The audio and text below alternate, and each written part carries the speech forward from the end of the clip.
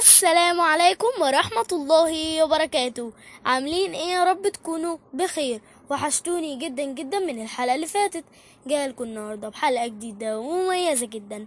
انا ملك اسلام، ودي قناتي الحكاية بتقول ايه. قناتي اللي بنقعد فيها كده شوية نحكي ونفكر ونحاول نشوف الدنيا بشكل اعمق واجمل. في حاجات بنعيشها كل يوم، بنشوفها وبنحسها كمان، بس ساعات بنعديها من غير ما نفهمها.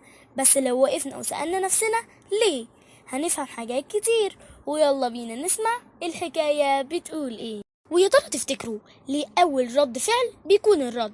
يعني أول ما حد بيستفزنا، سواء بقى بكلمة، بتعليق، حتى لو نظرة، بنلاقي نفسنا عايزين نرد فورا، نغلط فيه زيه، نرجع له الكلام أو نبين إننا مش ضعاف.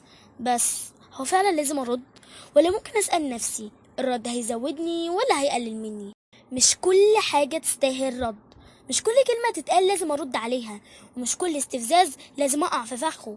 في ناس هدفهم الوحيد إنهم يجرونا لخناقة أو كلام ملوش معنى، وساعات لما ترد تبقى وقعت في اللعبة بتاعتهم، واللي كسب هو مش انت.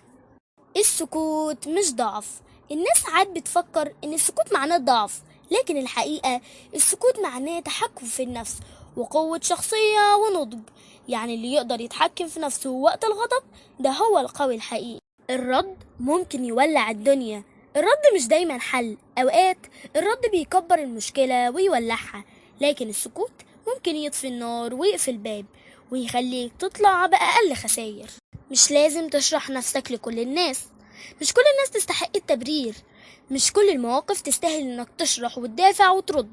اوقات لو رديت بتخسر راحة بالك، لكن لما بتسكت بتحافظ على نفسك. قدوتنا في الحلم النبي صلى الله عليه وسلم لما كان يتشتم ويتأذى ما كانش بيرد بنفس الاسلوب، كان بيرد بأخلاقه، بحلمه، بهدوءه. واحنا لو عايزين نبقى زيه لازم نعرف ان الرد مش دايما بطولة، والسكوت مش دايما هزيمة. والحكاية قالت كلمتها، مش لازم أرد على كل حاجة، بس لازم أعرف إمتى أرد وإمتى أسكت. الرد أوقات بيكسر، لكن السكوت أوقات بيبني. لو الحلقة عجبتكم ما تنسوش تعملوا لايك للفيديو وتشتركوا في القناة وتفعلوا زر الجرس عشان توصلكم كل الحكايات الجديدة أول بأول. واكتبوا لي في الكومنتات إمتى سكتوا على حاجة وطلعتوا كسبانين. أشوفكم في الحلقة الجاية إن شاء الله. وبس كده، كان معاكم ملك إسلام من قناة الحكاية بتقول إيه.